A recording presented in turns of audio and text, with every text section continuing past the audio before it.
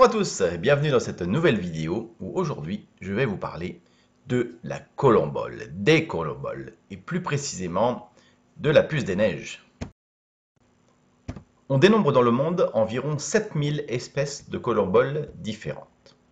Elle porte son nom, la colombole des neiges ou puce des neiges, tout simplement car on la remarque très souvent sur la neige au printemps ou l'hiver lors des journées plutôt douces.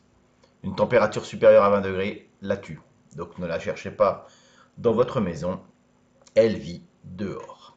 On va la retrouver principalement dans les endroits enneigés de l'Amérique du Nord. Elle résiste au gel puisque certaines espèces peuvent vivre à des températures extrêmement froides, moins 50 voire moins 60 degrés. Leur durée de vie est d'environ 3 semaines. Elle mesure quelques millimètres, 1 ou 2 millimètres, et est de couleur foncée. On arrive du coup bien à l'observer quand il y a des centaines d'individus sur la neige.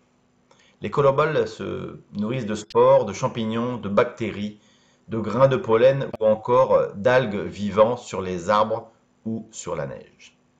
Comme je vous l'ai dit, elle est toute petite puisqu'elle mesure 2 millimètres, mais par contre, comme on l'appelle la puce des neiges, elle saute bien évidemment, et elle peut sauter jusqu'à 100 fois sa taille. Par contre, elle ne pique pas. Elle est donc totalement inoffensive, aussi bien pour les humains que pour les animaux. Elle peut juste être gênante si vous laissez des fenêtres entrouvertes et que vous en avez des centaines comme on voit dans les images ici. Elles vont finir par se retrouver à l'intérieur, mais elles ne pourront pas s'y développer. Sachez cependant qu'elles sont très utiles dans les jardins, comme elles se nourrissent de tout ce qui est organique et restituent par conséquent des aliments nutritifs dans le sol.